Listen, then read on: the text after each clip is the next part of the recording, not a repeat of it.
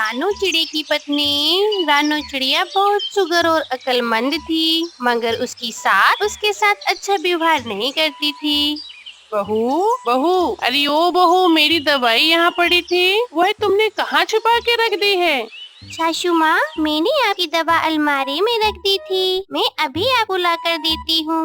फिर उसकी बहू उसे दवा ला कर देती है। कितनी बार कहा है, मेरी चीजें जहाँ पड़ी हैं वहीं पर रख दिया करो, उन्हें हाथ ना लगाया करो। सासू माँ, मैंने तो आपकी दवा संभाल कर रख दी थी। ज्यादा चूचू ना करो। और सुनो, आज गाजर की खीर बनाओ, मेरा गाजर की खीर खाने का दिल कर रहा है। मगर सासू माँ, आपको मालूम है कि मुझे गाजर की खीर बनानी नहीं आती है। इसीलिए ही तो कहा है कि मेरे बेटे को पता चले तुम्हारी करतूत। बहू को मालूम था कि अगर वह गाजर की खीर नहीं बनाएगी तो उसकी सास उससे लड़ाई शुरू कर देगी। फिर बहू चिड़िया अपनी पड़ोसन लूसी कबूतरी के पास जाती है और उसे गाजर की खीर बनाने की तरकीब पूछती है। फिर कबूतरी बताती है, जब दूध अच्छे से उबलने लगे फिर उसमें चावल और गाजर मिलाकर पकाना, और जब चावल घुल जाएं तब उसे एक बार चेक करना, और जब चावल पक जाएं तो समझो कि खीर तैयार है। ठीक है कबूतरी बहन, मैं अपनी पूरी कोशिश करूंगी। उसके बाद देखती हूँ कि मेरी सासू माँ खुश होती है या नहीं। फिर अपने घर जाकर वह चिड़िया गाजर की खीर बनाना शुरू करती है। शाम को उसका पति भी घर आ जाता है। माँ, कहाँ है आपकी बहू? अरे, सुबह सी रसोई में खीर बना रही है, देखो तो जरा, क्या गुल खिला रही है, खीर बना भी रही है या कुछ और ही कर रही है? फिर बहू कहती है, सासू माँ, खीर तैयार है, मैंने ठंडी भी कर ली है। और फिर उसका पति खीर खाता है। वाह, सच में माँ, खीर तो बहुत ही स्वादिष्ट है, आप भी खाकर देखें। ऐसा कैसे हो सकता है? इसके हाथों की बनी हुई खीर तो हमेशा ही बेस्वाद होती है। सासू माँ, आप खीर खाकर तो देखें। फिर सासू माँ खीर खाकर देखती है, लेकिन खीर तो बहुत ही स्वादिष्ट थी। फिर बहू पूछती है, सासू माँ, कैसी लगी खीर? कुछ खास नहीं। फिर सासू माँ अपने कमरे में चली जाती है। सुनो जरा, माँ दिल की बुरी नहीं है, बस थोड़ी तबीयत खराब रहती है, इसलिए ऐसे बोलती हैं। हाँ, मैं भी वही देख रही हूँ। ना जाने सासू माँ मुझसे प्यार कब करेंगी। मैं तो हमेशा ही खुश रखने की कोशिश करती हूँ। इधर उसकी सासू माँ अपनी बहू की बुराई करके गोरी कौवी से कहती है, गौरी, मुझे तो डर है कि कहीं मेरा बेटा उसी का ना होकर रह जाए। कुछ ऐसा करो कि वो मेरे बेटे के सामने अपनी इज्जत ना बना सके। बहन, तुम चिंता ना करो, मैं आज ही उल्लू बाबा के पास जाती हूँ और उससे कोई तावीज बनवा कर लाती हूँ, जिससे तुम्हारा बेटा हमेशा तुम्हारी ही बात माने। रानू की सास जब गौरी कौवी से दुख सुख की बातें करके घर आती है तो उसकी बहू रसोई में काम कर रही थी। बहू, क्या बना रही हो? सासू माँ, मैं आलू मटर की सब्जी बना रही हूँ माँ। हाँ हाँ बहू, तुम जाओ जाओ, मैं तुम्हारी मदद करती हूँ। और जाओ तुम नदी से पानी लेकर आओ, तब तक मैं इधर आलू मटर की सब्जी तैयार करती हूँ। इधर बहू रानी पानी लेने चली जाती है। पीछे से सास नमक वाला डिब्बा उठाती है और उसमें मुट्ठी भर के नमक सब्जी में डाल देती है और कहती है, अब तो मेरा बेटा इसे छोड़ेगा ही नहीं, अब आएगा मजा। इधर उसकी बहू जब नदी से पानी लेकर घर आ जाती है तो वो रसोई में जाकर सब्जी चेक करती है, मगर उसमें तो नमक इतना ज्यादा था। वो सोचती है, ये कैसे हो सकता है, मैंने तो इसमें नमक बहुत ही कम डाला था। शायद सासू माँ का ही काम है, मैं इनका उपाय जानती हूँ। सासू माँ, आप चिंता ना करें। फिर बहू उसमें सब्जी में थोड़ा पानी बढ़ा देती है और गुथे हुए आटे का एक पेड़ा बना लेती है जो नमक को सोख लेता है। ये पेड़े जो आटे के वो सब उसको सब्जी में डाल देती है और थोड़ा और पकाती है, जिससे नमक कम हो जाता है। अब जब शाम को उसका पति आता है तो वो बहुत मजे से खाना खा रहा था। यह देखकर उसकी माँ बहुत हैरान थी। बेटा, क्या सब्जी में नमक ठीक है ना? हाँ माँ, आप खा के देखें, बहुत मजे की सब्जी बनी है। इधर बहू अपनी सास को बोलती है, सासू माँ, अगर नमक ज्यादा हो जाए तो मेरे पास एक टिप्स है जिससे नमक को कम किया जा सकता है। ये सुनकर उसकी सास बहुत हैरान हो जाती है। इधर बहू की सास से उसकी गौरी कौवी कहती है कि मैंने बाबा से बात कर ली, आपका काम तो हो जाएगा। आप 10 दाने चावल के और 10 दाने गेहूं के और 10 दाने चने के ले आए। फिर देखना आपकी बहू को कैसी मार पड़ती है आपके बेटे से। मैं अभी घर से लेकर आती हूँ ये सब। फिर सास चिड़िया घर जाती है और एक थैली में सारा अनाज लाकर वापस आती है। सारे अनाज के 10-10 दाने पूरे हैं ना? हाँ हाँ गौरी, पूरे दाने हैं। अब तुम देखना कि मैं क्या करती हूँ। गौरी वो अनाज लेकर अपने घर चली जाती है। गौरी, ये कहाँ से मिला तुम्हें इतना सारा दाना? अरे वही है ना, वो रानो चिड़िया की पागल माँ। मैं वही से रानो चिड़िया की सास को उल्लू बनाकर लाई हूँ। मैं ये सब कुछ वो अपनी बहू को अपने बेटे के सामने बुरा बनाना चाहती है, जिससे मेरी मदद लेने आई थी और मैंने उसे चूना लगा दिया। अरे वाह, तुम तो बहुत तेज हो। फिर ऐसे ही दिन गुजरते गए। रानो की सास हर रोज गौरी कौवी के लिए अनाज घर से लेकर आती और गौरी कौवी उसे कोई न कोई बहाना बना देती थी कि आज उल्लू बाबा ने ये बताया, उल्लू बाबा ने वो बताया कि अब उसकी तपस्या पूरी होने वाली है। और फिर देखना तुम्हारी बहू से तुम्हारा बेटा कैसे सलूक करता है। इधर बहू की सास अपने बेटे से कहती है, बेटा, महीना खत्म होने से पहले ही घर का सारा राशन खत्म कैसे हो जाता है? अभी तो महीना भी खत्म नहीं हुआ और घर का सारा राशन खत्म हो गया। बेटा, मुझे तो लगता है कि तुम्हारी पत्नी चुपचाप चोरी छुपे अपने घर का राशन अपनी माँ को देती होगी। बेटा, मुझे पता तो सब कुछ है, पर ये राज मैं तुम्हें बहुत पहले ही बताना चाहती थी, मगर चुप रही। कि रानो का पति बहुत गुस्से में आ जाता है इतनी बात सुनकर कि पत्नी भी नदी से पानी लेकर आ जाती है और वो अपनी पत्नी पे गुस्सा होकर बोलता है कि घर का सारा राशन कहाँ गया है? बताओ जल्दी से, घर का सारा राशन खत्म कैसे हो गया? वो कहती है, मुझे क्या मालूम, अलमारी की चाबी तो सासू माँ के पास होती है। अरे हाँ हाँ हाँ, अब ये कह दो ना कि मैंने ही राशन किसी को दे दिया है। ये सब तुम्हारी करतूत है। ऐसे वो सब आपस में झगड़ा करते हैं। फिर रात को रानो चिड़िया अपने पति से कहती है, मैं बहुत दिनों से चुप हूँ, मगर आज मैं आपको सच बताना चाहती हूँ। अरे बताओ बताओ, क्या बात है?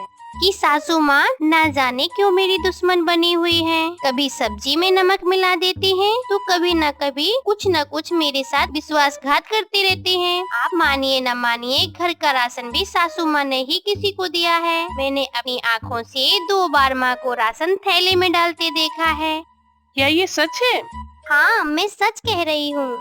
फिर दूसरे दिन रानो चिड़ा काम जाने की बजाय घर के बाहर एक पेड़ पर बैठकर छुप जाता है और जब उसकी माँ थैले में अनाज डालकर गौरी कौवी के घर की तरफ निकलती है तो उसका बेटा भी पीछे पीछे चला जाता है।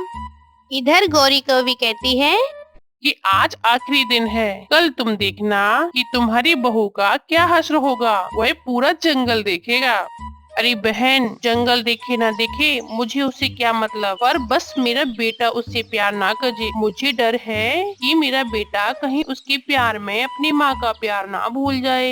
ये सब सुनकर उसका बेटा पेड़ के पीछे से सामने आ जाता है। माँ, मैं आपको शर्मिंदा नहीं करना चाहता, मगर माँ आप बड़ी हैं। अगर बड़े लोग ये सब करेंगे तो छोटों का क्या हाल होगा? वो बहू है, आपकी दुश्मन थोड़े हैं। दुश्मन तो ये काली कौवी है आपकी। रानो चिड़ा के आते ही गौरी कौवी तो वहाँ से भाग जाती है। बेटा मुझे माफ कर दो। मैं समझ रही थी कि अगर तुम अपनी पत्नी के होगे तो मुझे ना भूल जाओ। माँ, आप मेरी माँ है और एक बेटा अपनी माँ को कैसे भूल सकता है। चलो घर चलें और आज के बाद आप ऐसा कुछ नहीं करेंगी। फिर रानो चिड़ा अपनी माँ को घर ले जाता है। सास अपनी बहू से कहती है, बेटी, मुझे माफ कर दो। आज मुझे एहसास हो गया है मैंने आपके साथ बहुत बुरा किया। आज के बाद हम दोनों प्यार से रहेंगे। सासू माँ, शुक्र है आपको एहसास हो गया, मगर सासू माँ फिर कभी ऐसे हंडिया में नमक न डालना, वरना फिर मुझे उसमें पानी बढ़ा के गूथे हुए आटे के पेड़े बनाकर डालने पड़ेंगे। ये सब सुनकर वो मम्मा चिड़िया और पापा चिड़ा बहुत खुश होते हैं और हंसते हैं और फिर प्यार से आपस में मिलजुल कर रहने लगते हैं। वो चिड़िया बहुत खुश थी क्योंकि उसके अंडे से बच्चा निकलने ही वाला था। अब तो हर समय अपने अंडे की रक्षा में ही लगी रहती। वह ऐसे खुश खुश अपने घर में बैठी हुई थी कि उसका पति आ जाता है। आ गया? आज इतनी देर कर दी घर आने में। मैं आज दूसरे जंगल निकल गया था। देखो, आज मैं तुम्हारे खाने को चावल लाया हूँ। मुझे पता है तुम्हें चावल बहुत पसंद है। चावल? आज तो भोजन का मजा ही आ जाएगा। कल से तुम भी जल्दी ही लौट आया करना, क्योंकि आजकल हमारे इस अंडे से बच्चा निकलने वाला है। आप जरा अंडे पर बैठो और मैं नदी से पानी पी आऊं, फिर मिलकर चावल खाएंगे। और फिर चिड़िया नदी पर पानी पीने चली जाती है। चिड़िया नदी से पानी पीती है और ठंडे ठंडे पानी से अपने पंख धोती है। वो वापस जाने ही वाली थी कि वहाँ पर एक कौवी आ जाती है। सुनो छोटी चिड़िया, अभी तक तुम्हारे अंडे से बच्चा नहीं निकला क्या? गौरी बहन, बस आज या कल में बच्चा निकलने ही वाला है मेरे अंडे से। हाँ, देखते हैं तुम्हारे अंडे से बच्चा इस बार निकलता है या फिर से खराब होता है। गौरी बहन, ऐसे तो ना कहो। मैंने तुम्हारा क्या बुरा किया है जो ऐसे कह रही हो? मैं कोई झूठ नहीं बोल रही हूँ। वह जो तुम्हारा पति ही बहुत अच्छा है। अगर और कोई होता तो कब का तुम्हें भगा दिया होता। तुम्हारे जितने अंडे खराब हुए हैं, अगर वो खराब ना होते और सबसे बच्चे निकलते तो इस जंगल में चिड़िया ही चिड़िया होती। अरे, जैसे तुम्हारी शक्ल काली वैसी ही बातें करती हो। ऐसा कहते हुए चिड़िया वहाँ से चली जाती है और फिर रात हो जाती है। चिड़िया और उसका पति भोजन खाकर सो जाते हैं। ऐसे ही 2 दिन गुजर जाते हैं और फिर वो दिन आ जाता है कि जब चिड़िया के अंडे से एक सुंदर सी बेटी निकलती है। आ गई मेरी बेटी, आ गई मेरी बेटी। मुझे कब से इंतजार था तुम्हारा। मम्मा, मम्मा, मेरा तो बहुत मन कर रहा था आपको देखने को। मम्मा, आप तो बहुत सुंदर हो। मैं जब अंडे में थी तो सोच रही थी कि ना जाने मेरी मम्मा कैसी होगी। मेरी बेटी, तुम भी बहुत सुंदर हो। मम्मा, पापा कहाँ हैं? वो अपनी गुड़िया के लिए भोजन लेने गए हुए हैं, बस आने ही वाले होंगे। मम्मा, मम्मा, मेरी इस पंख में बहुत दर्द हो रहा है। जब मैं अंडे में थी और अब भी बहुत ज्यादा दर्द हो रहा है। और फिर चिड़िया का ध्यान अपनी बेटी के पंख पर जाता है। वह यह देखकर बहुत नाराज हो जाती है कि उसकी बेटी का एक पंख बहुत कमजोर है। वो पंख तो बहुत छोटा था और यह जान लेती है कि उसकी बेटी तो अपाहिज है। लेकिन वो चिड़िया अपनी बेटी से बात छिपाती है और कहती है, तुम्हारे पापा आ गए। आज तो हम वैद्य जी के पास जाएंगे और दवा लेंगे, फिर मेरी बिटिया रानी ठीक हो जाएगी। वो ऐसे बातें कर रहे थे कि चिड़िया का पति आ जाता है। आ गई मेरी गुड़िया। अरे मेरी गुड़िया बिटिया आ गई अंडे से बाहर। बहुत इंतजार करवाया मेरी गुड़िया ने।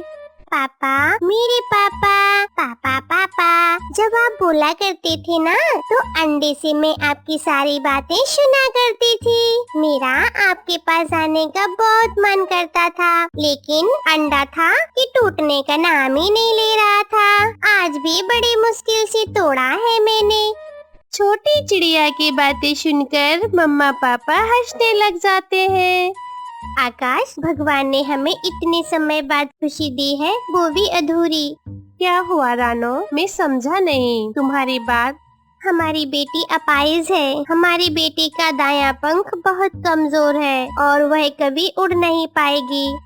भगवान जो करता है बेहतर ही करता है। तुम तो ऐसी दुखी क्यों हो रही हो? मैं हूँ ना, जब तक मेरे पंखों में जान है मैं पंख बनूंगा अपनी बिटिया को और तुम्हें फिक्र नहीं होगी। अब हमें वैद्य जी के पास जाना होगा। गुड़िया को लेकर गुड़िया के पंख में जो दर्द हो रहा था, हम अभी जाते हैं गुड़िया को लेकर वैद्य जी के पास और मैं गुड़िया को उठा लेता हूँ और फिर वे दोनों मम्मी पापा अपनी बेटी को जंगल में तोता वैद्य के पास ले जाते हैं। अरे चिड़िया, इसका पंख तो ज्यादा ही कमजोर है, अंडे में बढ़ ही नहीं पाया। इसका पंख में जो दर्द हुआ है तो मैं दवा देता हूँ, लेकिन मुझे अफसोस है कि तुम्हारी बेटी उड़ नहीं पाएगी। यह सुनकर चिड़िया की आंखों में आंसू आ जाते हैं और फिर वो रोने लगती है। शुक्र करो भगवान, बेटी तो दे दी। कितने दिनों बाद इस जंगल में सभी के पास संतान है और जिसके पास नहीं है वो भी तरसते हैं। संतान के लिए पंख नहीं है तो क्या हुआ, देखो तो जरा हमारी बेटी कितनी सुंदर है। और फिर तोता गुड़िया को दर्द दूर करने वाली दवा पिलाता है। मम्मा पापा, अब ठीक है, अब मेरा दर्द रुक गया है। और फिर वो अपनी बेटी को लेकर वहाँ से चले जाते हैं।